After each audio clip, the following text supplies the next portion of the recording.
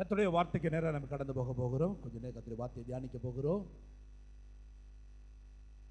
இந்த மாதம் தேவன் நம்ம கொடுத்த வாக்குத்தத்தத்தை நாம் எடுத்துக்கொள்வோமாக. சங்கீத புஸ்தகம் 85வது சங்கீதம் 12வது வசனத்தை வாசிக்கும்படியாக கேட்கிறேன். கர்த்தர் நன்மையானதை தருவார், நம்முடைய தேசமும் தன் பலனை கொடுக்கும். எங்க நல்ல ஆண்டவரே, உம்மை நன்றியோடு நாங்கள் உம்மை துதிக்கிறோம், உம்மை ஸ்தோத்திரிக்கிறோம். இந்த நாளிலும் உம்முடைய சமூகத்தில் நாங்கள் நன்றி உணர்வோடு நாங்கள் கூடி வந்திருக்கிறோம். எங்களுக்கு நீ நன்மை செய்வீர் என்ற எதிர்பார்ப்போடு நாங்கள் வந்திருக்கிறோம். உம்முடைய ஆச்சரியமான நன்மை எங்களை திடப்படுத்தி தேற்றுவதாக, எங்களுக்கு நன்மை செய்வதாக. எங்களோடு இந்த வசனம் பேசட்டும். உம்மால் என்று எதுவும் செய்ய முடியாது. இயேசுவின் நல்ல நாமத்தில் ஜெபிக்கிறோம் நல்ல பிதாவே, ஆமென். சத்தமா ஆமென் சொல்லுவோம். சத்தமா சொல்லுங்க, அல்லேலூயா. கர்த்தர் நன்மையானதை தருவார். அந்த நன்மை நம்முடைய வாழ்க்கையிலே பலனாக வந்து சேரும். நம்ம எடுக்கிற எல்லா முயற்சிக்கும், நம்ம எதிர்பார்க்கிற எல்லா எதிர்பார்ப்புக்கும் ஏற்றபடி கர்த்தர் நமக்கு பலன் தருவார். அந்த பலன் தான் நமக்கு நன்மை. கர்த்தரே இதை தருவார், வேற யார்கிட்ட இந்த பலன் வராது. நான் நம்புகிறது கர்த்தராலே வரும். இந்த கால வேளையிலே கர்த்தரை எதிர்பார்த்து வந்திருக்கிற கர்த்தருடைய ஜனத்துக்கு கர்த்தர் சொல்லுகிறார், நான் உனக்கு நன்மை செய்வேன், நன்மை செய்வேன். ஆண்டவர் கடந்த நாட்களிலே என்னுடைய செய்தியை பேசிக்கொண்டே வருகிறார். கடந்த வாரம் ஒரு காரியத்தை கர்த்தர் அதிகமாக உணர்த்தினார். யாருக்கு கர்த்தர் நன்மை செய்வார்? உத்தமமாய் நடக்கிறவர்களுக்கு. விசுவாசிகள் எல்லாருக்கும் அல்ல, விசுவாசிகளிலே உத்தம இருதயத்தோடு கர்த்தருக்கு முன்பதாக இருக்கிறவர்களுக்கு கர்த்தர் நல்லதை செய்வார். அல்லேலூயா. அவர் நல்லவர், ஆகவே நமக்கு நன்மைகளை கர்த்தர் செய்கிறார். இந்த நாளில் அதனுடைய தொடர்ச்சியை நாம் கொஞ்சம் அறிந்து கொள்ள போகிறோம். தேவனுடைய நன்மை நம்முடைய வாழ்க்கையிலே வந்தால் நம்முடைய வாழ்க்கையில் நடக்கிற ஒரு அற்புதமான ஒரு டிரான்ஸ்ஃபர்மேஷன், ஒரு உருமாற்றம் என்னவென்றால் அதை இன்னைக்கு கற்றுக்கொண்டு தொடர்ந்து செய்து கொள்ள போகிறோம். ஆண்டவர் தந்த நன்மையை வித்தியாசப்படுத்துகிற ஒரு செயல் இருக்குது. இந்த குடும்பத்துக்கு கர்த்தர் நல்லதை செஞ்சிருக்கிறாரு, இந்த குடும்பத்துக்கு கர்த்தர் பலன் கொடுத்திருக்கிறாரு, இந்த வாழ்க்கையிலே தேவன் நன்மை செய்திருக்கிறார் என்பதை அறியக்கூடிய ஒரு அடையாளம், ஆணித்தரமான ஒரு அடையாளத்தை இந்த நாளிலே நாம் அற்புதமாக பார்க்க போகிறோம். உபாகமத்தின் புஸ்தகம், உபாகமம் 30வது அதிகாரம் 5வது வசனத்தை எடுத்தவர் வாசிங்கள். உபாகம புஸ்தகம் 30வது அதிகாரம் 5வது வசனம். உன் பிதாக்கள் சுதந்தரித்திருந்த தேசத்தை நீ சுதந்தரிக்கும்படிக்கு உன் தேவனாகிய கர்த்தர் அதில் உன்னை சேர்த்து உனக்கு நன்மை செய்து, கர்த்தர் உனக்கு நன்மை செய்து உன் பிதாக்களை பார்க்கிலும், உன் பிதாக்களை பார்க்கிலும் உன்னை பெருக பண்ணுவார், உன்னை பெருக பண்ணுவார். அல்லேலூயா. இஸ்ரவேல் ஜனங்களுக்கு கர்த்தர் கொடுத்த ஒரு வாக்குத்தத்தம். கர்த்தர் உனக்கு நன்மை செய்யும் பொழுது, இதுவரை உனக்கு கர்த்தர் நன்மை செய்யல, ஆனா இந்த நாளிலிருந்து என் தெய்வம் உனக்கு நன்மை செய்வார் என்று மோசேயின் மூலமாக கர்த்தர் பேசுகிறார். கர்த்தர் உனக்கு நன்மை செய்யும் பொழுது உண்டாகுகிற ஒரு மாற்றம் என்னவென்றால், இதுவரை இல்லாத அளவுக்கு ஒரு பெருக்கத்தை கர்த்தர் தருவார். இதுவரை நீங்கள் பெருகவில்லை, இதுவரை நீங்கள் grow ஆகவில்லை, இதுவரை உங்க வாழ்க்கையில வளர்ச்சி இல்லை, இதுவரை நீங்கள் அதிகமாக எதுவும் பெறவில்லை, கிராஜுவலா போய்கிட்டு இருக்குது. அன்றன்று ஒரு பொழப்பு ஓடிக்கிட்டு இருக்குது. வேலை பார்க்கறதுக்கு ஒரு பொழப்பு, கூலி கிடைக்குது, சாப்பிட்றீங்க, வாழ்றோம். அதல்ல கிராஜுவல் லைஃப் அல்ல கர்த்தருடைய ஆசீர்வாத வாழ்க்கை. அன்னன்னைக்கு பொழப்பு ஓடுது பாஸ்டர், அன்னன்னைக்கு வாழ்க்கை ஓடுது பாஸ்டர் அப்படின்னு சொன்னா இன்னும் அந்த குடும்பத்துக்கு கர்த்தர் நன்மை செய்ய ஆரம்பிக்கவில்லை. உங்க பலத்துல வண்டி ஓடுது, உங்க சாமர்த்தியத்துல வண்டி ஓடுது. கர்த்தர் ஒரு குடும்பத்துக்கு நன்மை செய்யும் பொழுது அந்த குடும்பத்துல பெருக்கம் இருக்கும். இது உண்மையான அர்த்தம் என்னன்னா, உண்மையான மூல பாஷையில டே பை டே அந்த குடும்பத்தின் ஆசீர்வாதம் வளர்ந்து கொண்டே இருக்குமா. Day by day, day by day, ஒவ்வொரு நாளும் அந்த குடும்பத்தில் ஒரு வளர்ச்சி இருக்கும். அது ஆவிக்குரிய வளர்ச்சியாக இருக்கலாம், பொருளாதார வளர்ச்சியாக இருக்கலாம். ரொம்ப தேஞ்சுக்கிட்டே போறேன் பாஸ்டர், ரொம்ப குடும்ப தரிசாய் போய்கிட்டே இருக்கு பாஸ்டர், நாளுக்கு நாள் குறைஞ்சிக்கிட்டே இருக்கிறேன், நாளுக்கு நாள் என் வாழ்க்கையில சோர்வு வந்துகிட்டே இருக்குது, ஆவிக்கிற வாழ்க்கையில ஜெப வாழ்க்கை குறைஞ்சிக்கிட்டே இருக்குது, பொருளாதார ஆசீர்வாதம் குறைஞ்சிக்கிட்டே இருக்குது, ஒரு வளர்ச்சியே இல்லை அப்படின்னு ஏதாவது ஒரு வாழ்க்கை சொல்லுச்சுன்னா ஸ்ட்ரெயிட்டா சொல்லிடலாம், உங்களுக்கு ஆண்டவர் இன்னும் நன்மை செய்யவில்லை. தேவன் ஒரு வாழ்க்கையில நன்மை செஞ்சார்னா வாக்குத்தத்தம் அப்படித்தான் சொல்லுது, உன் பிதாக்களை பார்க்கையில உன்னை என்ன செய்வாரா, பெருக பண்ணுவா. அவங்களுக்கு இருக்கும், உனக்கு இருக்கும், அதிகமா இருக்கும். சொல்லுங்க, பிதாக்களுக்கு இருந்துச்சு, ஆபிரகாம் ஈசாக்கு முற்பிதாக்களுக்கு எல்லாம் இருந்துச்சு, ஆனா அவர்களுக்கு இல்லாத வாக்குத்தத்தம், அவர்களுக்கு இல்லாத ஆசீர்வாதம் உனக்கு அதிகமாக இருக்கும். ஏன்னா நான் உனக்கு நன்மை செய்கிறேன். எல்லாருக்கும் இருக்கும், எல்லாருக்கும் இருக்கும், ஆனா உங்களுக்கு அதிகமா இருக்கணும். ஆமென் சொல்லுங்க. எல்லார் வீட்டில் அரிசி இருக்கும், ஆனா உங்க வீட்டில் அதிகமா இருக்கணும். எல்லா வீட்டிலும் எண்ணெய் இருக்கும், உங்க வீட்டில் எண்ணெய் அதிகமா இருக்கணும். புரியுதா? எல்லாருக்கும் ஞானம் இருக்கும், தானியேலுக்கு கர்த்தர் 10 மடங்கு ஞானத்தை கொடுத்திருந்தார். அதான் நன்மை. புரியுதுங்களா? எல்லாருக்கும் சாதாரண வருமானம், உங்களுக்கு பல மடங்கு கர்த்தர் ஆசீர்வாதத்தை வருமானம். அப்ப நீங்க இன்னைக்கு விரும்பி கேட்கணும், ஆண்டவரே எனக்கு நீர் நன்மை செய்ய. ஆமென் சொல்லுங்க. ஆண்டவர் சொல்றாரு பெருக்க இருக்கணும். இரண்டாவது ஒரு வித்தியாசம், பார்க்கிலும் பெட்டர் தன், ஒரு வித்தியாசம் இருக்கணும். இது நன்மை பெற்ற குடும்பம், இது நன்மை பெறாத ஒரு குடும்பம்னு ஒரு வித்தியாசப்படுத்துகிற ஆண்டவர், உன் முற்பிதாக்களுக்கு இல்லாததை உனக்கு நான் தர்றேன், அவர்களை பார்க்கிலும் உன்னை பெருக்க பண்ணு, அவர்களை பார்க்கல. ஆமென் சொல்லுங்க. அல்லேலூயா. இந்த 2 வித்தியாசம் இருக்கான்னு பாருங்க. ஒன்னு பெருக்கம், ரெண்டாவது அவர்களை பார்க்கிலும், மற்றவர்களை பார்க்கிலும். பெட்டர் தன், பெட்டர் தன், அவர்களை பார்க்கிலும். மோர் தன், அவர்களை பார்க்கிலும் எனக்கு அதிகமாக இருக்க வேண்டும் ஆண்டவரே. இதை உதாரணமா சொல்றேன், நான் கற்பனையா சொல்லல, நான் உதாரணமா சொல்றேன். தேவனிடத்தில் நன்மை பெற்ற ஒரு ஆளை நான் சுட்டி காட்ட விரும்புகிறேன். சங்கீதம் 13:5 பார்க்கிறோம். சங்கீதம் 13:5 நமக்கு தெரிந்த ஒரு வாக்கு தத்தம், தெரிந்த ஒரு வார்த்தை, அடிக்கடி நாம் சொல்லுகிற ஒரு வார்த்தை. சொல்லுங்க, வாசிங்க. கர்த்தர், சங்கீதம் 13:5, நானும் நன்மை செய்தபடியால், சாரி 13:6, கர்த்தர் எனக்கு நன்மை செய்தபடியால் அவரை பாடுவேன். இது யார் பாடுறது? பிராக்கெட்ல யார் போட்டிருக்கு? தாவீது சங்கீதம்.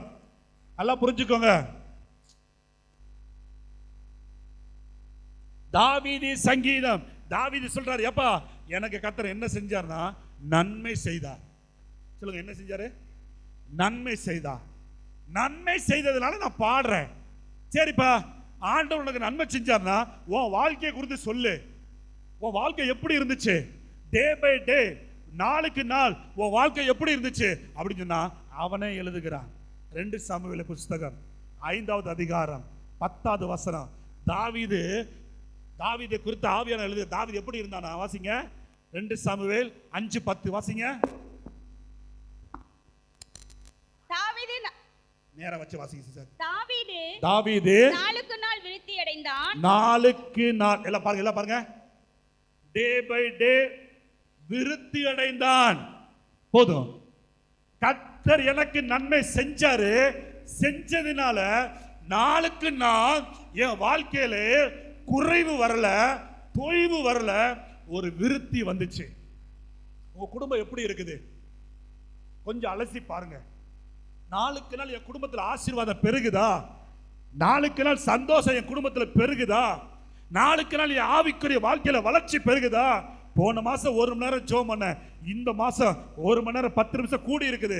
ஜெப நேரம் அதிகரிக்க பண்ணுது, ஆவல் அதிகரிக்குது, பைபிள் வாசிக்கிறது அதிகரிக்குது, வருமானம் அதிகரிக்குது, சந்தோஷம் அதிகரிக்குது, நாளுக்கு நாள் பெருகிக்கிட்டே இருக்குது பாஸ்டர். அப்பனா நினைச்சுக்கலாம், பரலோகத்தின் தெய்வம் உங்க குடும்பத்துக்கு நன்மை செய்ய ஆரம்பிச்சிட்டாரு. ஒரு குடும்பத்தில் ஆசீர்வாதம் வற்றி போகுது, பொருளாதாரத்தில் ஆசீர்வாதம் வற்றி போகுது, ஒரு வாழ்க்கையில ஆவிக்குரிய தரம் வற்றி போகுது. ஆரம்பத்தில் ஓடுற ஓட்டம்லாம் இன்னைக்கு இல்ல, ஆரம்பத்தில் ஜெபித்த ஜெபம்லாம் இன்னைக்கு இல்ல. காரணம் இன்னைக்கு சாக்கு போக்கு ஒரு லிஸ்ட் வந்துருச்சு. அன்னைக்கு ஜெபிப்பதற்கு காரணங்கள் லிஸ்ட் வந்துச்சு. இன்னைக்கு ஜெபிக்காமல் இருப்பதற்கு சாக்கு போக்கு லிஸ்ட் வந்துருச்சு. லிஸ்ட்டை மாத்திட்டான் பிசாசு. அதனால தான் தெய்வம் நன்மை செய்ய தவறிவிட்டார். நிஜமா அப்படி பைபிள் ஒரு வசனம் இருக்கு, நான் சொல்லிட்டு காட்டுறேன். ஆண்டவர் நன்மை செய்ய மறுக்கிறார் நிறைய பேர் வாழ்க்கையில. அதனாலதான் வளர்ச்சி இல்ல, வித்தியாசம் இல்ல. ரெக்கார்ட் ஆகுது, அப்புறம் டெலிட் பண்ணிக்கலாம். கவனிங்க, இன்னொரு நிஜத்தமான உண்மையை சொல்றேன். அநேக இடங்களில் புறஜாதியை காட்டிலும் விசுவாசிகள் கீழானவர்களாக இருக்கிறார்கள். நிறைய இடங்கள் வேதனையாக நான் பார்க்கிறேன். வேதனையான ஒரு விஷயம். புறஜாதிக ஹை லெவல் இருக்கிறாங்க, விசுவாசிகள் கூடி குறுகி போய் இருக்கிறாங்க.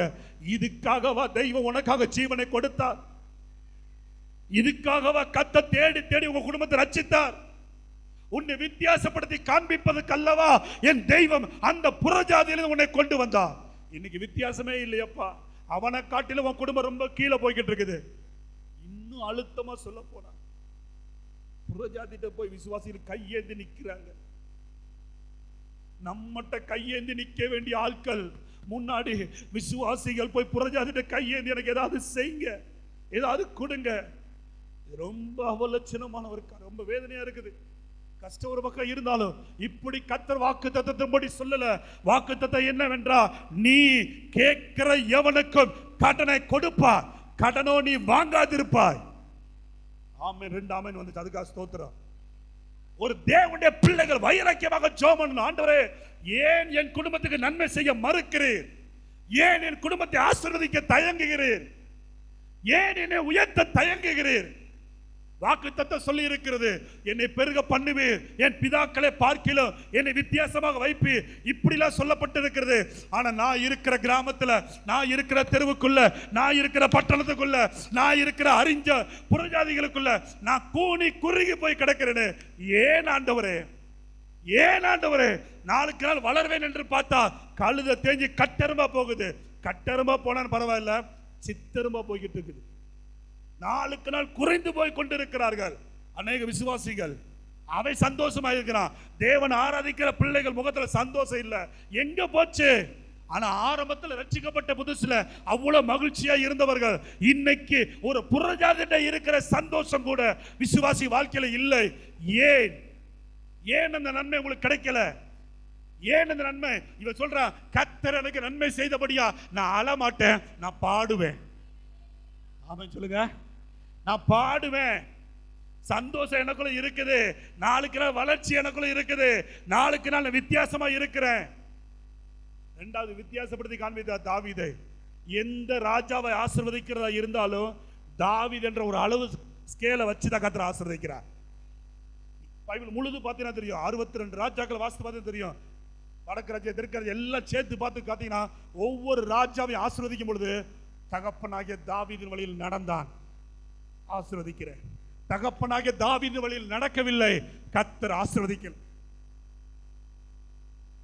தாவீதை வித்தியாசப்படுத்தி காண்பது எல்லாரையும் காட்டணும். அப்படி இருக்கணும், அப்படி இருக்கணும். ஜனங்க அப்படி தேடி வரணும். ஏங்க, உங்க குடும்பத்தில் மட்டும் ஒரு சந்தோஷம் இருக்குது, ஏதோ மனசுல ஏவப்பட்ட, உங்கள்கிட்ட பேசணும்னு ஆசைப்பட்டேன், உங்க குடும்பத்தை நோக்கி வந்திருக்கிறேன், எனக்காக ஜெபம் பண்ணுங்க. உங்கள்கிட்ட மட்டும் தான் ஒரு சந்தோஷம் இருக்குது, உங்கள்கிட்ட மட்டும் தான் பேசணும் தோணுது, உங்கள்கிட்ட மட்டும் தான் மனசு விட்டு சொல்லணும் தோணுது, எனக்காக ஜெபியுங்க, எனக்காக பிரயாசப்படுங்க அப்படின்னு ஜனங்க நம்மளை விரும்புகிற வண்ணமா இருக்கணும். நம்ம தேடி போக கூடாது, நம்மளை தேடி வரவர்களா இருக்கணும். ஆமென் சொல்லுங்க. வாக்குத்தத்தம் என்ன சொல்லுது?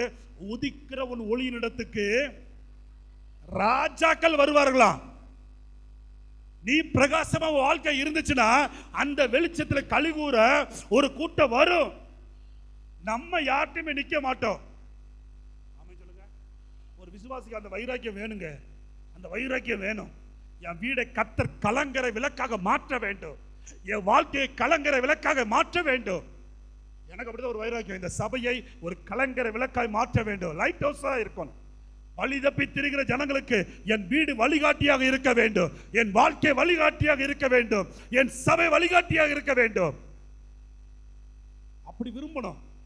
தரித்திரர் நம்மளை பார்த்து விரும்பணும். உங்களை பார்த்து நான் ஆசைப்படுறேன், உங்களை போல ஐஸ்வர்யம் இருக்க ஆசைப்படுறேன், உங்களை போல செல்வந்தனா இருக்க ஆசைப்படுறேன், உங்களை போல சந்தோஷமா இருக்க ஆசைப்படுறேன், உங்களை போல மகிழ்ச்சியா இருக்க ஆசைப்படுறேன். மற்றவர்கள் நம்ம விரும்புகிற வண்ணமா இருக்க வேண்டும். அதுதான் கர்த்தர் கொடுக்கிற நன்மை. ஆமென் சொல்லுங்க. அல்லேலூயா. ஆமென் சத்தமா சொல்லுங்க. ஏன் தேவன் நன்மை செய்ய மறுக்கிறார்? ஏன் நிறைய குடும்பத்துக்கு நம்பி கர்த்தரால நன்மை செய்ய முடியவில்லை? எரேமியா தீர்க்கதரிசன புஸ்தகம் 18வது அதிகாரம் 10வது வசனம் வாசிங்க. எரேமியா தீர்க்கதரிசன புஸ்தகம். ஏன் நிறைய குடும்பத்தில் ஆசீர்வாதம் இல்லை? ஏன் நிறைய குடும்பத்தில் வளர்ச்சி இல்லை? 18:10. அவர்கள் என் சத்தத்தை கேளாமல் என் பார்வைக்கு பொல்லாப்பானதை செய்வார்களானால் நானும் அவர்களுக்கு அருள் செய்வேன் என்று சொன்ன நன்மையை செய்யாதபடிக்கு மனம் மாறுவேன். பாருங்க, நம்ம பாடி இருக்கிறோம், மனம் மாற மனுபுத்திரன் அல்ல, பொய் சொல்ல மனுஷன் அல்ல, அப்படித்தான் நம்ம சொல்லி இருக்கிறோம். ஆனா இங்க சொல்லி இருக்கிறது, நான் அவர்களுக்கு செய்வேன் என்று சொன்ன நன்மையை செய்யாதபடிக்கு என்ன செய்வேன்? கர்த்தரே மனசு மாறிறார். ஏன் கர்த்தர் செய்ய மாட்டேங்காரு? பைபிள் அழகா சொல்லி இருக்குது, அவர்கள் என் சத்தத்தை கேளாமல் பொல்லாப்பானதை செய்யறாங்க. சொல்லுங்க, என்ன செய்யறாங்க? இந்த சத்தத்தை கூட நிறைய பேர் இருதயம் வாங்குறது இல்ல, நிறைய பேர் இருதயம் உள் வாங்குறது இல்ல. கவனிக்கிறீங்களா? தேவன் சொல்லுகிற சத்தம், கர்த்தருடைய சமூகத்திலிருந்து வருகிற சத்தம், கர்த்தருடைய பைபிள்ல இருந்து வருகிற சத்தம், இது பேசிட்டே இருக்குது. தெரியுமா உங்களுக்கு? நீங்க ஜிப்பு போட்டு மூடினாலோ இது பேசிட்டே இருக்குது. அதுதான் ஜீவனுள்ள ஒரு வார்த்தை. ஆமென் சொல்லுங்க. அல்லேலூயா. கர்த்தருடைய நாமம் மகிமைப்படுவதாக. இந்த வசனத்துக்கு ஜீவன் இருக்குது. தேவனுடைய செயலை யாராலையும் மட்டுப்படுத்த கர்த்தர் பேசிட்டே இருக்கிறாரு. ஆனா நம்ம தான் காது கொடுத்து கேட்கறது இல்லை. ஆண்டவர் சொல்றாரு, நான் சொன்ன வார்த்தையின்படி நீ வாழாதபடிக்கு உன் வாழ்க்கை இருக்குன்னா, நான் சொன்ன செயல் நன்மை உனக்கு நடக்காது, அது மாறுதலாய் நடக்கும். இன்னும் புரியுற மாதிரி நான் சொல்றேன். தேவன் சொன்ன வார்த்தைக்கு மாறாக நாம் வாழும் பொழுது கர்த்தர் சொன்னதுக்கு மாறான செயல் நம்முடைய வாழ்க்கையில நடந்தே ஆகும். வாக்குத்தத்தம் பிரம்மாண்டமா இருக்கலாம். கவனிங்கம்மா, உட்காருங்க. வாக்குத்தத்தம் பிரம்மாண்டமா இருக்கலாம். வீட்டுல அழகா தொங்க போட்டிருக்கலாம், பெருசா தொங்க போட்டிருக்கலாம், லைட்டிங் எல்லாம் போட்டு தொங்க போட்டிருக்காங்க. ஒரு சில வீட்டுல நான் சொன்னேன்ல, அவ்வளவு வசனம் இருக்குது. ஆனா வீட்டுக்குள்ள சாப்பாட்டுக்கு அவ்வளவு தரித்திர ஒரு குடும்பத்தை நான் பார்த்தேன். ஏன் 1990 ஒண்ணு, 92 ஒண்ணு, 93 ஒண்ணு, சச்சரோட எல்லா வாக்குத்தத்தம் தொங்க போட்டிருக்கு. ஆனா வீட்டுக்குள்ள தரித்திரம். குடும்பத்துக்குள்ள அவ்வளவு நிம்மதி இல்லாத, உட்கார்ந்து ஜெபம் பண்ண முடியல. என்னால ஒரு குடும்பத்தில் அப்படி அனுபவிச்சேன். அந்த குடும்பத்தில் நிக்க கூட முடியல. வெளிப்படையா சொல்ல போனா, தேவன் ஆசீர்வதித்த குடும்பத்துல ஒரு தேவனுடைய மனுஷன் நிற்கும் போது வித்தியாசம் தெரியும். அந்த இருதயத்தில் தெரியும். ஆமென் சொல்லுங்க. ஒரு இடத்துல பிரியாணி செய்யறாங்க, அந்த இடத்த கிராஸ் பண்ணுங்க. பிரியாணி சாப்பிடவே வேண்டாம், அந்த டேஸ்ட் உங்க மூக்குல என்ன செஞ்சிடும்? அல்வா கிண்டுறாங்க, ஸ்மெல் எப்படி வருது? காத்துக்கு தூக்கிட்டு. அதே போல ஆவியானவர் காத்து அப்படியே சொல்லும், ஏய் இந்த குடும்பம் சரியில்லாத குடும்பம்ப்பா, இந்த குடும்பம் நான் ஆசீர்வதிக்காத குடும்பம், இங்க உட்காந்து என்னப்பா ஜெபம் பண்ற, ஜெபம் பண்ணாதப்பா அப்படின்னு சில குடும்பத்துல சொல்லுவார். புரியுதா? இது என்னுடைய வார்த்தைக்கு கீழ்ப்படியாத வாழ்க்கை, ஜெபம் பண்ணாத. ஆண்டவர் சொல், நானே மனம் மாறிட்டேன், நீ என்ன மனம் இறங்குற? கர்த்தர் சொன்ன வார்த்தையின்படி வாழ்க்கை வாழ வேண்டும். ஆமென் சொல்லுங்க. அதுக்கு மாறாக ஒண்ணு கூட யோசிக்க கூடாது. மறுபடியும் சொல்லிட்டு விசுவாசிக்கவனிங்க. எப்படி ஜெபம் பண்ணணும் அப்படி ஜெபம் பண்ணணும், எப்படி பைபிள் படிக்கணும் அப்படி பைபிள் படிக்கணும், எப்படி உபவாசம் போடணும் அப்படி உபவாசம் போடணும், எப்படி ஆராதிக்கணும் அப்படி ஆராதிக்கணும், எப்படி ஊழியம் செய்யணும் அப்படி ஊழியம் செய்யணும். வேதம் என்ன சொல்லி இருக்குதோ இதற்கு மாறாக யாராவது ஒருவர் நினைத்தால் நீங்க முழங்கால் போட்டு நன்றி ஆண்டவரே நன்மை செய்ய கேட்டாலும் நன்மை செய்ய மாட்டார். புரியுதா? ரொம்ப ரொம்ப ரொம்ப கேர்ஃபுல்லா இருக்கணும். ஆண்டவரே, என் வாழ்க்கையும் உம்முடைய வார்த்தையும் ஒன்னா இருக்கணும். முடியுமா பாஸ்டர்? முடியாது என்றால் அவர் எழுதி தந்திருக்க மாட்டார். இந்த வசனத்தின்படி ஒருவரால் வாழ முடியாது, 100% வாழ முடியாது, கடவுளால் மட்டும்தான் வாழ முடியும் அப்படின்னு தெய்வம் நினைச்சிருந்தா, கவனிங்கம்மா, இந்த பைபிள் பூலோகத்துக்கு வந்திருக்காது, பரலோகத்திலே வச்சிருப்பார். ஆண்டவர் எவரையும் கட்டாயப்படுத்தி கஷ்டப்படுத்துறது கிடையாது. நம்மளால என்ன முடியுமோ அதை கர்த்தர் நம்ம கையில தந்திருக்கிறார். இது எப்படி பாச உறுதியா சொல்றீங்க? நம்மை போல மனிதராய் பூமிக்கு வந்து, நம்மை போல பாடுபட்டு, நம்மை போல பசியிலே தூக்கத்தில் கிடந்தவர், நம்மை போல அவமானத்தில் இருந்த இயேசு கிறிஸ்து இந்த வசனப்படி வாழ்ந்து காட்டி இருக்கிறார். ஏன் பூலோகத்துக்கு அவர் வரணும்?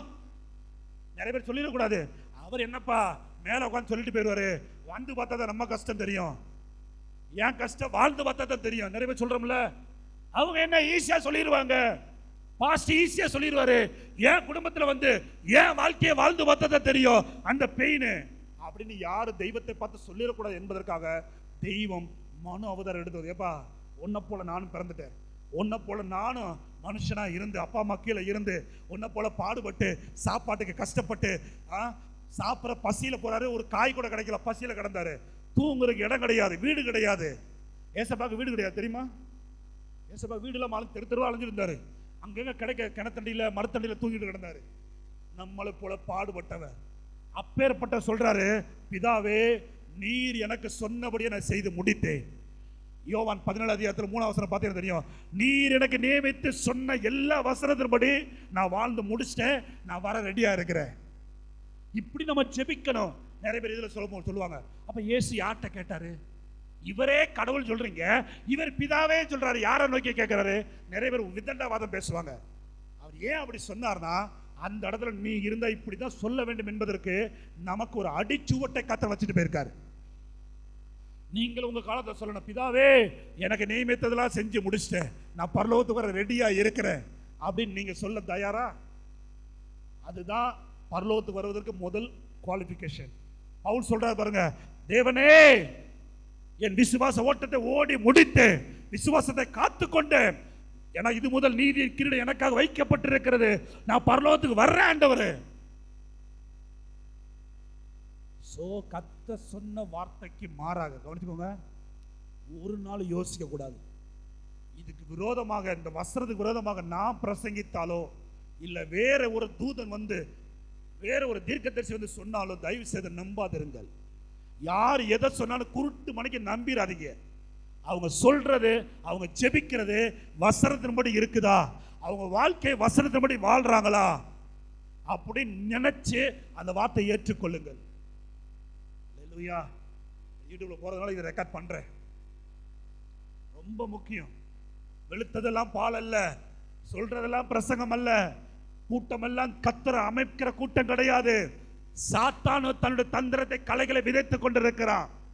You have to very very careful. கர்த்தர் சொன்னதுக்கு மாறாக ஒன்று என்ன செய்யக்கூடாது? சொல்லுங்க, நடக்க கூடாது. மறுபடியும் சொல்றேன், பாஸ்டர் இந்த காரியத்தை மறுபடியும் அழுத்துறாரு. ஓய்வு நாள் கர்த்தர் ஏற்படுத்தினது, இது கர்த்தருடைய நாள். சொல்லுங்க, ஏசப்பாவே 6 நாள் வேலை செஞ்சு, சொல்லுங்க 7 நாள் என்ன செஞ்சாரு? அவரை எல்லா கிரியிலும் முடிச்சு ஓய்ந்திருந்தாராம். நம்ம 7 நாள் தான் எல்லா வேலையை வச்சுட்டு இருக்கிறோம். தயவுசெய்து இந்த ஓய்வு நாளை கர்த்தருக்காக செலவு பண்ணுங்க. அன்னைக்கு போட்டுக்கிட்டு வாங்குன துணி துவைக்கிறது இதெல்லாம் வேண்டாம், தயவுசெய்து சொல்றேன், வேண்டாம். அன்னைக்கு நல்லா ஓய்வெடுங்க, தேவ பிரசனத்தில் இருங்க. திங்கக்கிழமை உங்க பாடம் ஆரம்பிக்கட்டும், திங்கக்கிழமை உங்க பிரச்சனை ஆரம்பிக்கட்டும், திங்கக்கிழமை உங்க வாழ்க்கை ஆரம்பிக்கட்டும். கிரியில முடிச்சு அமைதியை உட்காருங்க. கர்த்தர் இன்னைக்கு ஞாயிற்றுக்கிழமை என்ன பேசினார்? வீட்டில் போய் உட்கார்ந்து தியானிங்கள். நான் தியானிக்கும் பொழுது அக்கினி மூண்டது என்று ஆமே அந்த வார்த்தை இறைமையால பார்க்கிறோம். தியானிங்க, வீட்டில் போய் தியானிங்க. இங்கே பிரசங்கம் முடிஞ்சுட்டா ஜிப்பை மாட்டி அடுத்த வாரம் பைபிள் எடுத்தா போதும், தூக்கி பரநிலையில் தூக்கி போட்டுட்டு சும்மா வேலை செய்ய, அந்த வேலை செய்ய, இந்த வேலை செய்ய, அங்கே போக இங்கே போக, இப்படி உங்களை பாரப்படுத்தாதிருங்கள். ஞாயிற்றுக்கிழமை எந்த வேலைக்கு முக்கியத்துவம் கொடுக்காதீங்க. 2 நேரம் கொடுத்தா போதும், மற்ற நேரம் ஃபுல்லா கர்த்தருக்கு உரியது இல்ல, இஷ்டம் போல வாழலாம். நெவர். யார் சொன்னது? ஓய்வு நாள் முழுவதும் கர்த்தர் ஓய்ந்திருந்தார். எனக்கு பர்சனலா கர்த்தர் கற்றுக் கொடுத்தது. இன்னைக்கு வரைக்கும் எனக்கு ஆசீர்வாதமா இருக்குது. அன்னைக்கு முழுவதும் கர்த்தருடைய சமூகத்தில் உட்கார்ந்து நான் பண்ண பிரசங்கத்தை இப்போ வீடியோல இருக்கிறதுனால கேட்டுக்கிட்டே இருப்பேன், திரும்ப திரும்ப கேட்பேன். கர்த்தர் இப்படிலாம் பேசினாரா, கர்த்தர் இப்படிலாம் சொன்னாரா, கீழே இறங்கணும்னு எனக்கே மறந்துடும். கர்த்தருடைய நாளை கர்த்தருடைய நாளாக, இதுதான் நன்மைக்கு மிகப்பெரிய அஸ்திபாரம். புரிஞ்சுக்கோங்கம்மா, நீங்க உபவாசப்பட்டு ஜெபம் பண்ற ரெண்டாவது, கர்த்தர் சொன்ன வார்த்தையின்படி வாழ்க்கை வாழணும். புரியுதா? விகற்பமாக வாழாதிருங்கள். வாழ்நாளில் நன்மையை கர்த்தரிடத்தில் பெற நீங்கள் முயற்சி பண்ணுங்கள். ஆமென் சொல்லு, சத்தமா ஆமென் சொல்லுங்க. கொஞ்சம் ஒரு மாதிரி போயிடுச்சு, சீரியஸா போயிடுச்சு, கொஞ்சம் ஃப்ரீயா இருங்க. அல்லேலூயா. ஆண்டவர் சொல்றாரு, உள்ள வாங்குங்க. தயவுசெய்து சொல்றேன், நீங்க நல்லா இருக்கிறக்காக ஆண்டவர் அவங்களோட பேசிட்டே இருக்கிற அந்த வார்த்தையை. யாருக்கு நன்மை செய்வா? ஒரே ஒரு வார்த்தை எடுப்போமா? இன்னைக்கு அதை மட்டும் தியானிக்க விரும்புகிறேன். சங்கீத புஸ்தகம் 34வது அதிகாரம் 10வது வசனம். சங்கீதம் 34வது அதிகாரம் 10வது வசனம். சிங்கக்குட்டிகள் தாழ்ச்சியடைந்து பட்டினியாய் இருக்கும். கர்த்தரை தேடுகிறவர்களுக்கோ ஒரு நன்மையும் குறைவுபடாது. எல்லாருக்கும் இந்த வசனம் தெரியும். மனப்படமா சொல்லுவோமா? மனப்படமா பைபிள் மூடி, பைபிள் பார்க்க. இப்ப சொல்லுங்க, சிங்கக்குட்டிகள் தாழ்ச்சி அடைந்து பட்டினியா இருக்கும். ஆயத்திறந்து, கர்த்தரை தேடுகிறவர்களுக்கோ ஒரு நன்மையும் குறைவுபடாது. ஆமென், அல்லேலூயா. யாருக்கு கர்த்தர் நன்மை செய்வார்? யாரை கர்த்தர் குறைவில்லாம நடத்துவார்? கர்த்தரை தேடுகிறவர்களுக்கு. ஆமென் சொல்லுங்க. கர்த்தரை தேடுகிறவர்களுக்கு. இங்க ஒரு வார்த்தை போடப்பட்டிருக்கிறது, நீங்க கர்த்தரை தேடணும். கர்த்தர் உடையதை தேடக்கூடாது. சொல்லுங்க. நிறைய விசுவாசிகள் கர்த்தர் உடையதை தேடுகிறார்கள். நீ கர்த்தர் உடையதை தேடக்கூடாது, கர்த்தரை தேடணும். என்ன பஸ் வித்தியாசம்? என்ன பஸ் வித்தியாசம்?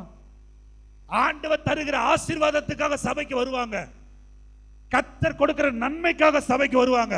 அதுக்காகவே சர்ச்சுக்கு வைராக்கியமா வருவாங்க. எதுக்கு? வந்தா ஆசீர்வதிக்க விடுவோம், வந்தா நல்லா இருப்போம். அதுக்காகலாம் இருக்கக்கூடாது. கர்த்தரை தேடி வந்தா தான் கர்த்தர் நன்மை தருவா. குறைவுபடாமல் கர்த்தர் பாதுகாப்பா. நிறைய விசுவாசி செய்தியை தொடர்ச்சி கவனிங்க. கர்த்தருடையதை தேடுகிற விசுவாசியாக இருக்கக்கூடாது, கர்த்தரையே தேடுகிற ஒரு விசுவாசிக்கு தான் குறைவில்லாமல் கர்த்தர் அந்த குடும்பத்தை நடத்துவார். ஆமென். இதுக்கு ஒரு உதாரணத்தை வைக்கிறார். கவனிங்க. சிங்கக்குட்டி கூட குறைவுபடுமா? கர்த்தரை தேடுகிறவர்களுக்கு குறைவு வராதா? சிங்கக்குட்டி பாருங்க, சிங்கத்தை எடுத்துக்கிடுவோம். சிங்கம் வலிமையானது, சிங்க பசியா இருக்காது. லிட்டரலா எடுத்து பார்த்தா சிங்கம் ஒரு நாள் என்ன செய்யாது? பசியா. ஏன்னா அதான் ராஜா. அது நினைச்சா பசிச்சுன்னா எதையாவது அடிச்சு சாப்பிடும். அது யானையாக இருந்தாலும் புலியாக இருந்தாலும் என்னவா இருந்தாலும் பசிச்சுன்னா அடிச்சு சாப்பிட்டுரும். சாப்பிட்டுட்டு வயிற்றை நிரப்பிட்டு உட்கார்ந்துரும். சோம்பேறிலையும் படு சோம்பேறி யாரு? சிங்கம் தான். அதனாலதான் வயிறு முட்டை சாப்பிடக்கூடாது, சோம்பேறித்தனை வந்துரும் சொல்றோம். இது வயிறு முட்டை சாப்பிடும். ஒரு நாள் சிங்கங்கள் பசியா இருக்காது. சிங்கமே பசியா இருக்காதுன்னா சிங்க குட்டி எப்படி பசியா கிடக்கும்? தனக்கு இல்லாவிட்டாலும் தன்னுடைய தாய் சிங்க குட்டிக்கு கொடுத்துட்டு தான் கணவருக்கு கொடுக்கும். ஆண் சிங்கம் இன்னைக்கு வேட்டையாடாது, பெண் சிங்கம் தான் என்ன செய்யும்? வேட்டையாடும். வேட்டையாடி கொண்டு வர்றதுல முதல் பகுதி குட்டிக்கு, அடுத்துதான் புருஷனுக்கு, அதுக்கப்புறம் தான் சாப்பிட்டு அது சாப்பிடுமா. அப்ப பார்த்து வலிமையான மிருகம் பசியாவே கிடக்காது. பசியே இல்லாத ஒரு மிருகம், அப்படிப்பட்ட மிருகம் கூட ஒரு சில நேரங்களிலே இயற்கையின் சீற்றத்தினாலே, இயற்கை மாறுதலினாலே இறைகள் கிடைக்காம சில மணி நேரங்கள் பட்டினியா கிடக்கலாம். கிடக்குது. மிருகங்கள் கிடைக்காம சில மணி நேரங்கள் அந்த குட்டி பட்டினியா கிடக்குதான். அந்த குட்டியே கிடந்தாலும் கர்த்தரை தேடுகிறவர்கள் சில நிமிஷம் கூட குறைவுபட மாட்டாங்க. சத்தமா ஆமென் வரணும். இதுக்காக பசியே இல்லாத வலிமையான மிருகம் கூட பட்டினியா கிடந்தாலும் கர்த்தரை தேடுகிற தேவனுடைய பிள்ளைகளுக்கு ஒரு நாள் குறைவு வராது. அல்லேலூயா. ஒன்றில் குறைவு வராது. ஊர்ல வலிமையானவர்கள், பண அந்தஸ்து உள்ளவர்கள், திறமையானவர்கள், தாளந்தானவர்கள் குறைவு படலாம். அவங்க கூட குறைவுபடலாம். ஆனா ஓட்டு வீட்டுல, கூரை வீட்டுல கர்த்தரை தேடுகிற பிள்ளைகளுக்கு ஒரு நாள் அந்த வீட்டில் குறைவே வராது. ஆமென், அல்லேலூயா. இதான் அதனுடைய அர்த்தம். உயர்ந்தவர் பட்டினியா கிடந்தாலும் கர்த்தரை தேடுகிற உனக்கு ஒரு நாள் குறை வரவே விட மாட்டார். இதுக்கு நல்ல உதாரணத்தை நான் சொல்ல விரும்புகிறேன். ஈசாக்கு கர்த்தரை தேடி குறைவுபடாமல் போன ஒரு நபர் யாருன்னா ஈசாக்கு. ஈசாக்கு கர்த்தரை தேடுகிறவன், கர்த்தரை தேடுகிற ஒரு வாலிபன். 24வது அதிகாரம் ஆதியாகம புஸ்தகம் 24வது அதிகாரம் 63வது வசனத்தை வாசிக்கும் பொழுது, ஈசாக்கு சாயங்கால வேளையிலே தியானம் பண்ண வெளியே போயிருந்தான். போதும் கவனிங்க. வாலிப வயது, 40 வயசு வாலிபன். வாலிப வயதில் இருக்கிற அந்த வாலிபன் வீட்டில் உட்கார்ந்து தூங்காம, கண்ட இடத்துக்கு போகாம, யாரும் இல்லாத தனியா இடத்துக்கு போய் சாயங்கால வேளையிலே கர்த்தரை தேடுவதற்கு முழங்கால் படியிட்டு ஜெபிக்க ஆரம்பித்தானாம். ஆம்பிளிஃபைட் பைபிள் ஒரு பைபிள் இருக்குது. அந்த பைபிள்ல இந்த வசனத்தை அப்படியே லிட்டரலா சொல்லப்பட்டிருக்குது.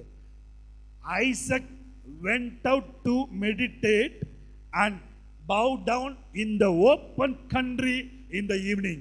அது அப்படி தமிழ்ல சொல்றேன். சாயங்கால வேளையிலே அந்த தேசத்து திறந்த வெளியிலே முழங்கால் படியிட்டு ஈசாக்கு தேவனை நோக்கி ஜெபிக்க அவன் அமர்ந்தான். முழங்கால் படியிட்டு ஜெபிக்க அமர்ந்தான். ஒரு நல்ல ஆட்டிடியூடு. கிடைக்கிற நேரத்தில் உங்களை தனிமைப்படுத்திக் கொண்டு கர்த்தரை தேடுவதற்கு நீங்கள் முயற்சி பண்ணணும். என் குடும்பத்தில் ஜெபிக்க முடியல பாஸ்டர், ஒரே பிள்ளைகள் டார்ச்சரு, ஒரே வேலை, வீட்டுக்குள்ள இருந்தாலே வேலை வேலை வேலை மைண்ட்ல ஓடிட்டே இருக்குது, ஜெபிக்க முடியல அப்படின்னா ஈசாக்கை நினைத்து கொள்ளுங்க. ஈசாக்கு தன்னை தனிமைப்படுத்திக் கொண்டு கர்த்தரை தேட போனான். ஒரு நல்ல தேவனுடைய பிள்ளை அப்படி இருக்கணும். ஒரு நல்ல தேவனுடைய வீட்டில் டிஸ்டர்பன்ஸா இருக்குதா, ஆலயத்தில் முழங்கால் வந்து ஜெபம் பண்ண ஆரம்பிச்சிடணும். இல்லையா வனாந்தரத்துக்கு போயிடணும். ஒரு மரத்தடியில் உட்கார்ந்து அழுது ஜெபிங்க, தேவனுடைய முகத்தை தேடுங்கள். கவனிக்கிறீங்களாமா? இன்னைக்கு கலெக்டர் கூட 2 மணி நேரம் ஃப்ரீயா இருப்பாங்க. ஆனா விசுவாசிகளுக்கு அது கூட நேரம் கிடையாது தெரியுமா? எதுக்கு எடுத்தாலும் வேலை வேலை, பிஸி பிஸி பிஸி. பிஸியோடையதான அந்த அர்த்தத்தை நான் விளக்கி சொல்றேன். BUSY, being under certain yoke.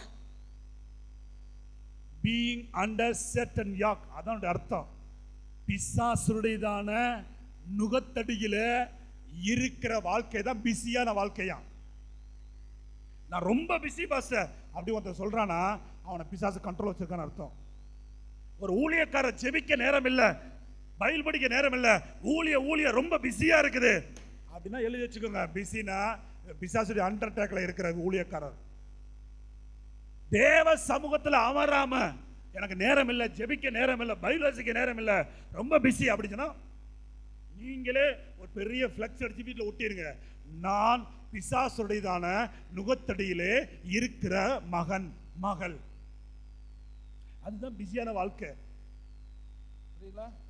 சாப்பிட நேரம் இல்லாத இயேசு கிறிஸ்துவுக்கு, தூங்க நேரம் இல்லாத அந்த இயேசு கிறிஸ்துவுக்கு ஜெபிக்க நேரம் இல்லைன்னு பைபிள்ல போடல. அதிகாலை இருட்டில் 3 மணிக்கு எந்திரிச்சு போறா ஜெபிக்க. இன்னைக்கா 3 மணிக்கு எந்திரிச்சிருக்கீங்களா?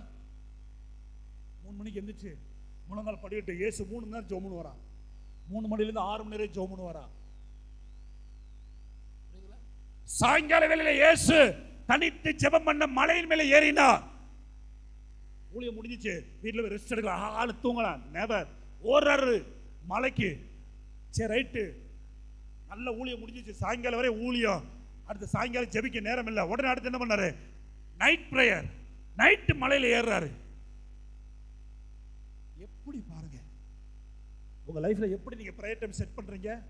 கிடைச்சா ஜோமனும் பாஸ், வெக்கங்கட்ட வாழ்க்கை. தப்பா சொல்றேன்னு நினைக்காதீங்க. விசுவாசம் இன்னைக்கு நிறைய தந்திரம் அழுகையோட சொல்றேன். விசுவாசிகளை ஜெபிக்க விட மாட்டேங்கிறான், பைபிள் படிக்க விட மாட்டேங்கிறான். இந்த 2 செஞ்சாதான் பரிசுத்தமா வாழ முடியும். இந்த ரெண்டு செய்யாம நீங்க என்ன குட்டி கரணம் போட்டாலும் ஒரு துளி கூட பரிசுத்த வாழ்க்கையில வாழவே முடியாது. நம்மளை சுத்திகரிப்பது தேவ சமூகம், நம்ம இருதயத்தை சுத்திகரிப்பது கர்த்தருடைய வார்த்தை. இந்த ரெண்டையும் தொட விடாம நீ 10 மணி நேரம் வேலை செய்ய, 15 மணி நேரம் படி, 8 மணி நேரம் தூங்கு, 10 மணி நேரம் சாப்பிடு, 5 மணி நேரம் மொபைல் போன்ல உட்கார்ந்துரு, எல்லாத்துக்கும் டைம் கொடுத்துட்டான். இதுக்கு மட்டும் டைம் கொடுக்காம வச்சிருக்கிறான். ஏன் பாருங்க, உங்க வாழ்க்கையில கர்த்தருடைய நன்மை வரக்கூடாத படிக்கு கங்கன் செக் போடுறாங்க, அங்க செக் பாயிண்ட் வைக்கிறான். ஈசாக்கை எதையும் கண்ட்ரோல் பண்ண முடியல. ஈசாக்கு எவ்வளவு வேலை இருந்தாலும் அவன் தியானம் பண்ண ஓடினான். நடந்த விளைவு என்ன தெரியுமா? கவனிங்க, இப்படிலாம் ஓடுறவன எல்லாம் பைத்தியக்காரன் நினைப்பாங்க. பைத்தியக்காரன் வாழ்க்கையை அனுபவிக்க தெரியல, வாழ்க்கையை என்ஜாய் பண்ண தெரியல. போய் சாயங்கால வேலையில போய் கத்திக்கிட்டு இருக்கான் பாரு, சாயங்கால வேலையில போய் அழுது சோ பண்ணிட்டு இருக்கான் பாரு. பைத்தியக்காரன் நினைச்சிருப்பாங்க அந்த தேசத்தார். கர்த்தர் பார்த்தார், அப்படியாடா என் பிள்ளைய பைத்தியக்காரன் நினைக்கிறீங்களா? வச்சார் பாருங்க ஆண்டர் செக்கு. 26வது அதிகாரம் முதல் வசனத்துல வாசிங்க. ஆபிரகாமின் நாட்களில் உண்டான பஞ்சத்தை இல்லாமல் இன்னும் ஒரு பஞ்சத்தை கர்த்தர் தேசத்துல அனுப்பினார். எல்லாருக்கும் வந்துச்சு பஞ்சம். கவனிங்க, எல்லாருக்கும் பஞ்சம் கர்த்தர் அனுப்பிட்டாரு. அனுப்பினோடனே ஈசாக்கு எல்லாரும் இருதயம் படபடக்குது. அபிமெலேக்கு ராஜாவோட இருதயம் படபடக்குது. இந்த பஞ்சத்தை எப்படி சமாளிக்க போகிறோம்? சாப்பாட்டுக்கு பூவாக்கு என்ன செய்ய போகிறோம்? படபடக்குது. ஆனா ஈசாக்கு இருதயம் பயப்படவே இல்லை. கவனிங்கம்மா, ஈசாக்கு இருதயம் எப்படி தெரியும் எனக்கு? எல்லாரும் விதைக்கிறக்கு அச்சப்படுறாங்க. விதைச்சா மழை வருமா, விதைச்சா விளையுமா, எங்கு பார்த்தாலும் மழை இல்லை, எங்கு பார்த்தாலும் விளைச்சல் இல்லை. எவனுமே விதைக்கல, விதைச்சு பார்த்தா அறுவடை வரல சில பேருக்கு. ஆனா ஈசாக்கு இருதயம் பயப்படவே இல்லை. கவனிங்க, விதை நல்லா தூக்கிட்டு போறான். தூக்கிட்டு போய் 26:12 பாருங்க, ஈசாக்கு அந்த தேசத்தில் விதை விதைத்தான். அழுத்தமா வாசிங்க. அந்த தேசத்தில் விதை விதைத்தான். போதும். அந்த தேசத்திலே விதை விதைத்தான். கர்த்தர் 100 மடங்கு பலனை அவனுக்கு கொடுத்து ஆசீர்வதித்தார். ஏன் அந்த வார்த்தை எழுதியிருக்கிறாரு? எவனுக்குமே 100 மடங்கு கிடைக்கல. எவன் குடும்பத்திலுமே ஆசீர்வாதம் இல்லை, இவன் குடும்பத்துல மட்டும் ஆசீர்வாதம் வருது. ஏன்னா இவன் கர்த்தரை தேடினவன். கர்த்தர் என்ன பண்ணவன்? ஈசாக்குடைய வாழ்க்கையில 100 மடங்கு பலன். இதை பார்த்துட்டு அபிமெலேக்கு வர்றான். வந்து 28வது வசனத்தை பார்த்தீங்கன்னா தெரியும். எப்பா, நிச்சயமாகவே கர்த்தர் உம்மோடு இருக்கிறார் என்று நாங்கள் அறிந்து கொண்டோம். ஒரு வித்தியாசம் வருது பாருங்க. அவனே சொல்றான், ராஜாவாக ஏன்ட்ட கூட இந்த ஆசீர்வாதம் இல்லப்பா, உன்கிட்ட அந்த ஆசீர்வாதம் இருக்குது, நான் பார்க்கிறேன். இதுதான் கர்த்தர் நன்மை செய்ய ஆரம்பிக்கும் பொழுது பெருக்க வரும், வித்தியாசம் ஏற்படும். இன்னைக்கு கேளுங்க, இன்னைக்கு வீட்டில் போய் உட்காந்து என்ன செய்ய போறீங்க? எல்லாத்தையும் தூக்கி எறிஞ்சு, என் குடும்பத்தில் ஏன் பெருக்க வரல, என் குடும்பத்தில் ஏன் வித்தியாசம் வரல, நானே இப்படி ஏன் சிங்கி அடிச்சுட்டு இருக்கிறேன், நான் ஏன் இப்படி போராடிக்கிட்டு இருக்கிறேன், நான் ஏன் இப்படி ஈஸியா கத்த தருவேன்னு சொல்றாரு, என் வாழ்க்கையில இவ்வளவு போராட்டத்தின் படியில ஆசீர்வாதத்தை உருவ வேண்டியதா இருக்கு. ஏன்? முழங்கால் போடுங்க. ஆண்டவரே, நான் எதுல தவறினேன்? உம்முடைய வார்த்தையில எதை செய்ய தவறினேன்? என்ன என்ற பிரச்சனை என்று சொல்லுங்க. கர்த்தரை தேடுங்கள், உங்களுக்கு கர்த்தர் வழியை திறப்பா. ஆமென் சொல்லுங்க. ஹல்லேலூயா. சவுல் பாருங்க, எல்லாம் தெரியும் அவனுக்கு, கர்த்தரை தேடுறது எல்லாம் தெரியும், ஜெபிக்கிறது எல்லாம் தெரியும். அப்படி தெரிஞ்சிருந்தாலும் பிரச்சனையின் நடுவிலே அவன் கர்த்தரை தேடி போகல, குறி சொல்றவங்களை தேடி போகிறான். ஈசாக்கு பிரச்சனை நடுவிலே, பஞ்சத்தின் நடுவிலே கர்த்தரை தேடி விசுவாசத்தில் விதைச்சான், அறுவடை பெற்றுக் கொண்டான். ஆனா சவுல் 1 நாளாகமத்திய புஸ்தகம் 10வது அதிகாரம் 13ஆம் வசனம் வாசித்து பார்த்தீங்கன்னா தெரியும். சவுல் கர்த்தரை தேடாமல் குறி சொல்லுகிறவர்களையும் அஞ்சனம் பார்க்க ஜோசியத்தை தேடி போனான். ஒரு விசுவாசி குறி சொல்றவன் தேடி போலாமா? கிளி ஜோசியை பார்க்கலாமா? கைரேகை பார்க்கலாமா? உங்க வீட்டில் ஜாதகம் இருந்துச்சு, இன்னைக்கு சுட்டரிச்சு போடுங்க, நாள் குறிப்பு எழுதி வச்சிருங்க, சுட்டரிச்சு போடுங்க. அதுதான் உனக்கு இருக்கிற பெரிய பிரச்சனை. உன் வாழ்க்கையில கர்த்தருடைய ஆசீர்வாதம் வரக்கூடாதபடிக்கு அந்த பிசாசு உள்ள உட்கார்ந்து இருக்கிறான். கர்த்தர் பார்த்தார். கவனிங்க, குறி சொல்றத தேடி போறியா? அஞ்சனம் பார்க்கிறத தேடி போறியா? நீ அபிஷேகம் பண்ணப்பட்டவன். அப்படி போக கர்த்தர் கோவப்பட்டு வசனம் சொல்லுது, சவுலை கர்த்தர் கொன்றார். போட்டிருக்கா? கர்த்தர் கொன்றார். நீ லாக்கியே இல்லப்பா. தெய்வமே ஒரு மனுஷன் மேல இவ்வளவு கோவப்படுற காரணம் எனக்கு பார்க்கும்போது வாசிக்கும்போது இறுதி அழுகு, ஆண்டவரே இந்த இடத்துக்கு நான் வந்துடக்கூடாது. ஆமென் சொல்லுங்க. என்ன வந்தாலும் கர்த்தர் தான், கர்த்தர் தான், கர்த்தர் தான், கர்த்தர் தான், கர்த்தர் தான். கர்த்தரை தேடாம நீ எதையா தேடி போனீங்க, கர்த்தர் நல்லவர். ஜெபிக்காம ஒரு பிரச்சனையில ஜெபிக்காம மனுஷனை தேடி போனீங்க, சவுலை நினைத்துக் கொள்ளுங்கள். ஒரு பிரச்சனை வருதா, ஒரு போராட்டம் வருதா, ஒரு கண்ணீர் வருதா, பைபிளை தூக்குங்க, பாட்டு புத்தகத்தை தூக்குங்க, வீட்டுக்குள்ள ஜெபம் பண்ண முடியல சர்ச்சுக்கு வாங்க, இல்லையா ஏதாவது ஒரு இடத்துக்கு போங்க, வனாந்தரத்துல போய் உட்காருங்க, ஒரு பெட்ஷீட்டை விரிச்சு அழுகுங்க. அப்பா இந்த நெருக்கம் ஏன் வந்துச்சு, இந்த போராட்டம் ஏன் வந்துச்சு எனக்கு சொல்லுங்க. 1 மணி நேரம் 2 நேரம் 3 நேரம் உட்காருங்க, கர்த்தர் பேசுவா. ஆமென் சொல்லுங்க. ஹல்லேலூயா. கர்த்தர் பார்க்கிறாருங்க. ஆண்டோட இருதயம் நன்மை செய்ய துடிக்கும். இப்ப பேசும்பொழுது ஆண்டோட இருதயம் நன்மை செய்ய துடிக்கிறது அறிகிறேன். சங்கீதம் 14வது சங்கீதம் 2வது வசனத்தை பார்க்கிறோம். தேவனை தேடுகிற உணர்வுள்ளவன் உண்டோ என்று பார்ப்பதற்கு பரலோகத்தின் தெய்வம் பரலோகத்திலிருந்து பூலோகத்தில் கண்ணோக்கி பார்க்கிறாராம். இந்த காலை வேளையிலே இந்த சர்ச்சில் கர்த்தருடைய கண்கள் பார்த்து கொண்டிருக்கிறது. யாரெல்லாம் என்னை தேடி வந்திருக்கிறாங்க, யாரையெல்லாம் என்னை தேடாம வெளியே போயிருக்கிறாங்க, எல்லாத்தையும் ஆண்டவர் ரெஜிஸ்டர் பண்ணி வச்சிருக்கிறார். சொல்லுங்க ஆமென் சொல்லுங்க. ஸ்கூலுக்கு வந்த பிள்ளை அட்டெண்டன்ஸ் போட்டு வச்சிருக்கிற மாதிரி, டீச்சர் அட்டெண்டன்ஸ் போட்டு வச்சிருக்கிற மாதிரி என் தெய்வம் அட்டெண்டன்ஸ் போட்டு வச்சிருக்கிறாரு. இன்னைக்கு தேடி வந்திருக்கிற உங்களுக்கு கர்த்தர் நன்மைகளை கர்த்தர் செய்வார். சந்தோஷம் ஆமென் சொல்லுங்க. ஹல்லேலூயா. தேவனை தேடணும். தாவீது சொல்றாரு, இது நல்ல உதாரணம். தாவீது தான் கர்த்தரை தேடுறார். 27:8 வாசிங்க. சங்கீதம் 27:8. தேவனை தேடுதல் என்ற அர்த்தம் என்ன? என் முகத்தை தேடுங்கள் என்று சொன்னீரே. 10 நிமிஷம் முடிச்சிரு. என் முகத்தை தேடுங்கள் என்று சொன்னீரே, உம்முடைய முகத்தையே தேடுவேன் கர்த்தாவே. போதும். கர்த்தரை தேடுதல் என்ற அர்த்தம் என்ன? நான் ஏற்கனவே சொன்னேன்ல, கர்த்தருடையதை தேடக்கூடாது, ஏசப்பா முகத்தை தேடணுமா, ஏசப்பா கையை தேடக்கூடாது. சொல்லுங்க. நிறைய விசுவாசி கையை பார்ப்பாங்க. ஏசப்பா அதை போடுங்கப்பா, இதை செய்யுங்கப்பா, அதை பண்ணுங்கப்பா, இதை தாங்கப்பா, அதை தாங்கப்பா, கையை பார்த்துட்டு இருக்கிறாங்க. ஏசப்பா சொல்ற, எப்பா என் கையத்தை எப்ப பார்த்தாலும் எதையாவது செய்யுங்க செய்யுங்கன்னு கெஞ்சிக்கிட்டு கிடக்குறேன். என் முகத்தை பாருப்பா. ஜெபம் என்றால் கையை பார்ப்பதல்ல ஜெபம். ஜெபம் என்றால் ஆண்டவருடைய முகத்தை பார்ப்பது ஜெபம். முகத்துல தான் உணர்வு தெரியும். ஒரு மனுஷனுடைய உணர்ச்சி எதுல தெரியும்? அவன் எப்படி இருக்கிறான் அந்த இம்ப்ரெஷன் முகத்துல தெரிஞ்சிடும். கோவமா இருக்கானா, ரிலாக்ஸா இருக்கானா, வெறுப்பா இருக்கானா, கசப்பா இருக்கானா, எதை பார்த்தா தெரிஞ்சிடும்? மொச பிடிக்க நாய்க்கு முகத்துல உணர்வு தெரியும். முகத்துல தான் கண்ணீர் தெரியும். கையில கண்ணீர் அல்ல, காலில் கண்ணீர் அல்ல, முகத்துல தான் கண்ணீர் வச்சிருக்கிறாரு. இந்த முகத்துல தான் சத்தத்தை கர்த்தர் வச்சிருக்கிறாரு. என்ன வச்சிருக்காரு?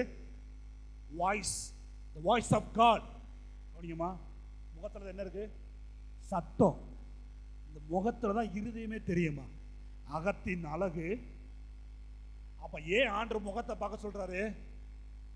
நீ என் முகத்தை பாரு, என் உணர்ச்சியை பாரு, என் ஃபீலிங்ஸை பாரு, என் கண்ணீரை பாரு, என் சத்தத்தை கேளு, என் இதயத்தை பாரு. சும்மா ஆசீர்வாதம் வேணும், பணம் வேணும், ஆசீர்வாதம் வேணும், சுகம் வேணும், வீடு வேணும், வாசல் வேணும், வண்டி வேணும், அது வேணும், இது வேணும், என் கையை பார்த்துக்கிட்டே இருக்கிற ஒரு கூட்டம் எனக்கு வெறுப்பா இருக்குப்பா. என் முகத்தை பார்க்கறதுக்கு ஒரு கூட்டம் இல்லையப்பா. நான் பேச கேட்கறதுக்கு ஒரு கூட்டம் இல்லையே. அவங்க சொல்றதை ரெக்கார்ட் பண்ண நானு. ஆமே இயேசுவே, ஆமே அவசரமாக நான் கிளம்புறேன், இயேசு நாமத்தை பிதாவே, ஆமே ஓடுறாங்க. அவங்க சொல்றதை நான் கேட்கிறேன், அவ்வளவுதான். இதை செய்யணும் ஆர்டர் போட்டு போறாங்க. காலையில எந்திரிச்சிட்டு உபவாசம் போடுறாங்க, ஆர்டர் போடுறாங்க, அதை செய்ய, இதை செய்ய, அதை தாங்க, இதை தாங்க, அதை கொடுங்க, இதை கொடுங்க, என்னை அப்படி பயன்படுத்துங்க, இப்படி பயன்படுத்துங்க. ரைட்டு. என் முகத்தை என்னைக்கு தான் நீ பார்ப்ப? ஏன் சத்தத்தை என்னைக்கு தான் நீ கேட்ப? ஏன் அழுகை எப்பதான்? ஒரு கூட்டத்துக்கு அழுதுகிட்டு இருக்கிற, என் கண்ணீர் உனக்கு தெரிய மாட்டேங்குது, என் அங்கலாய்ப்பு உனக்கு கேட்க மாட்டேங்குது. பிள்ளைகளே, அவனுடைய முகத்தை பார்க்க பழகுங்க, அவனுடைய முகத்தை பார்க்க பழகுங்க. தயவுசெய்து சொல்றேன், ஆண்டவர் அழுகிறத நீங்க பாருங்க, அவர் கண்களிலிருந்து வருகிற கண்ணீரை பாருங்க. உங்க ஜெபத்துல அவர் முகம் சில நேரங்கள் சிரிக்கும், அதை பாருங்க. அவர் முகம் சில நேரங்களில் வேதனையாய் அப்படியே சோர்ந்து போய் இருப்பார், அதை பாருங்க. ஏன் சபா சோர்ந்து போயிருக்கீங்க? கேளுங்க. ஏசப்பா நீங்க ரொம்ப சந்தோஷமா இருக்கீங்களே, பைத்தியகாரத்தனமா இருக்கும் நிறைய பேருக்கு சொல்லும் போது. ஏசப்பா நீங்க ரொம்ப ஹாப்பியா இருக்க மாதிரி இருக்குது, உங்க முகத்தை பார்த்து அவ்வளவு பிரகாசமா இருக்குது, அதை கேளுங்க. ஆண்டவர் என்ன என்ன ஹாப்பினஸ் என்ன? ஏசப்பா என்ன பேசுங்க, ஏசப்பா கேளுங்க, இப்படி பழகுங்க. இதுதான் நல்ல ஒரு ரிலேஷன்ஷிப். அப்படிப்பட்டவர்களுக்கு மட்டும்தான் கர்த்தர் பெருக்கத்தை தருவா. அப்படிப்பட்டவர்களை மட்டும்தான் இந்த பூமியில மற்றவர்களை பார்க்கல வித்தியாசப்படுத்துவா. கையை பார்க்கிறவனை காட்டிலும் முகத்தை பார்க்கிறவனை என் ஆண்டவர் வித்தியாசப்படுத்துவா. சொல்லுங்க, விழிப்பா கவனிங்க, விழிப்பா கவனிங்க.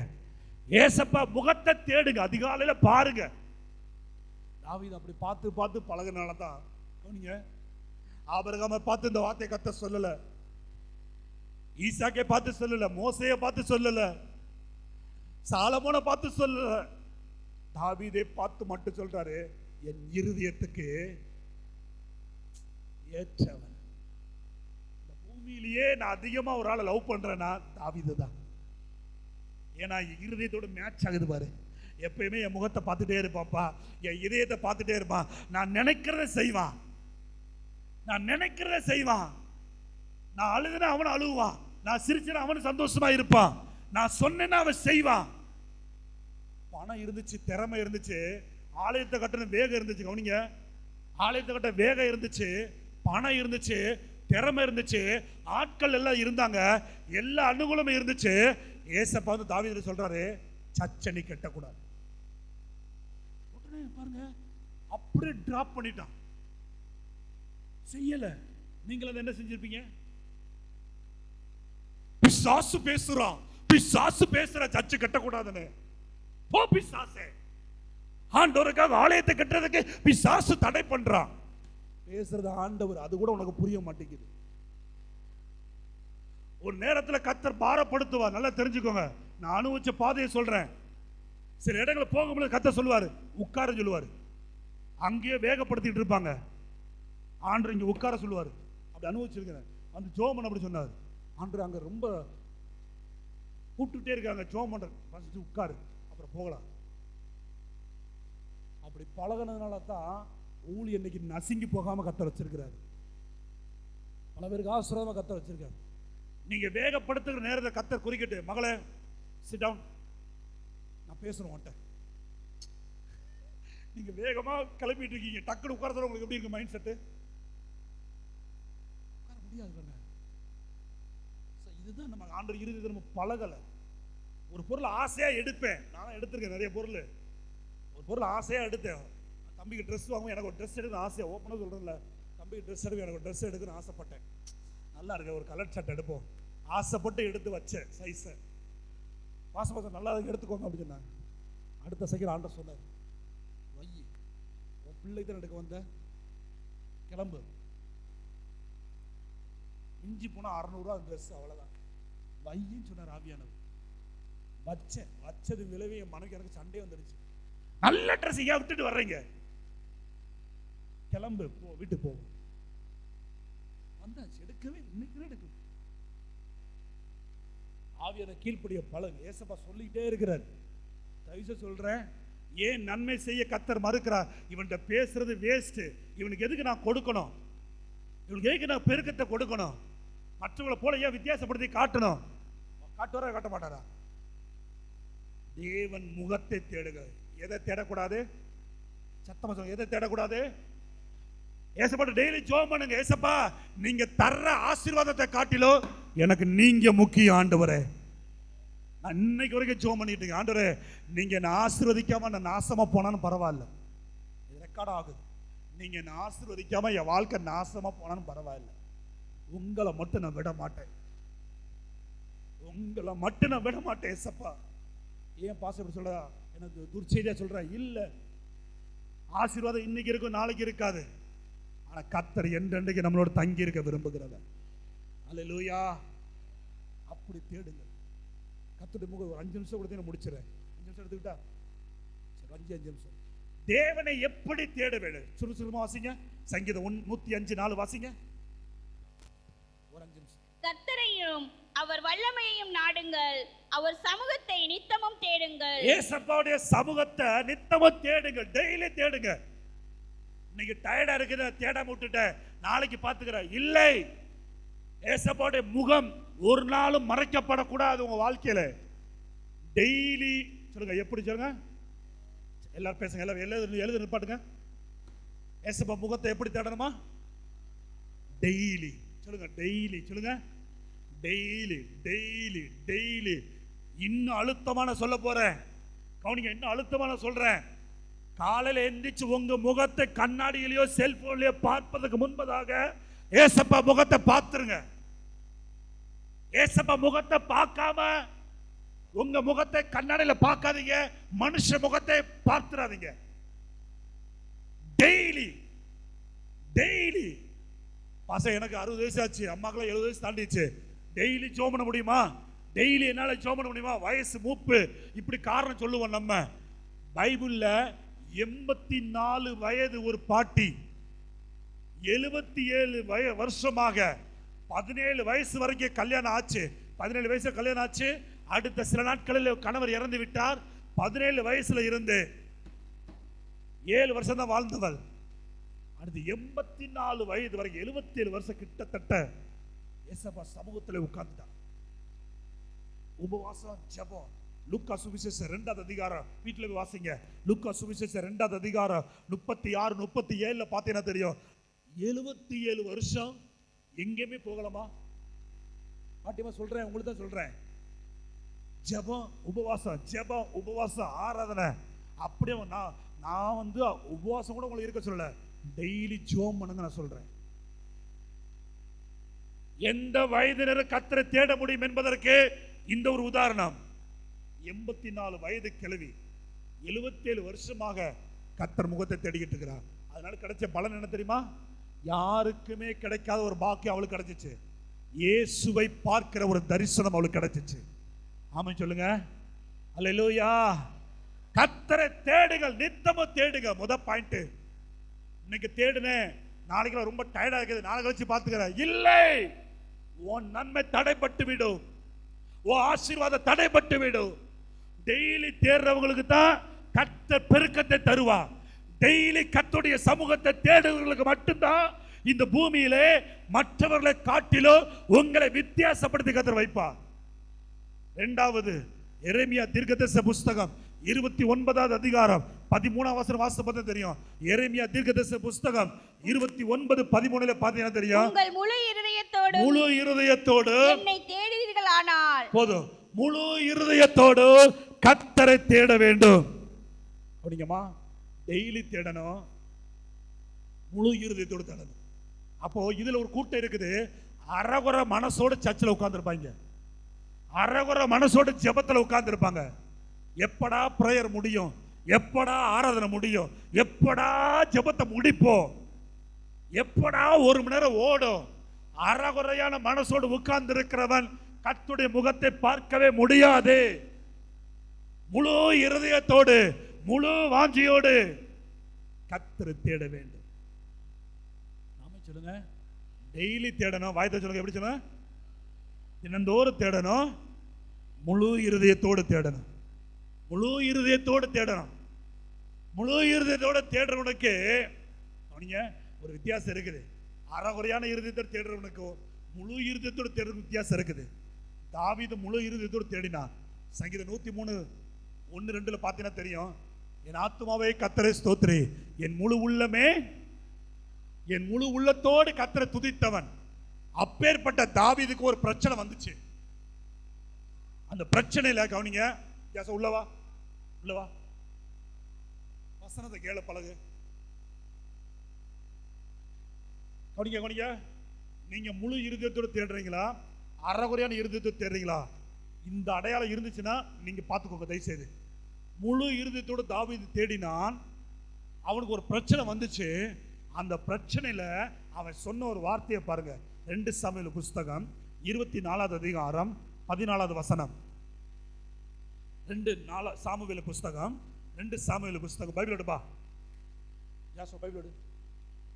2 சாமுவேல் புஸ்தகம் 24:14 வாசிங்க. அப்பொழுது தாவீது காத்தை நோக்கி, கொடிய இடுக்கணில் அகப்பட்டிருக்கிறேன், இப்போது நாம் கர்த்தருடைய கையிலே விழுவோமாக. அவருடைய இரக்கங்கள் மகா பெரியது, மனுஷர் கையிலே விழாதிருப்பேனாக என்றான். முழு இருதயத்தோடு கர்த்தரை தேடுகிற ஒரு மனிதன் எப்பொழுதும் கர்த்தருடைய கைக்குள்ளேயே இருக்க ஆசைப்படுவான். ஏசப்பா என்னை எப்படி வச்சாலும் பரவாயில்ல, ஏசப்பா என்னை எப்படி வச்சாலும் பரவாயில்ல, ஏசப்பா கைக்குள்ள மட்டும் நான் இருக்கணும்.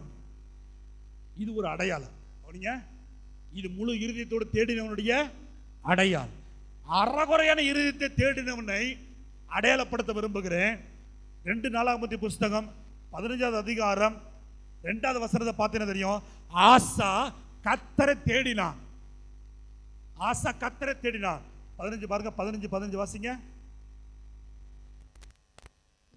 இந்த ஆணைக்காக யூத ஜனங்கள் யாவரும் சந்தோஷப்பட்டார்கள்.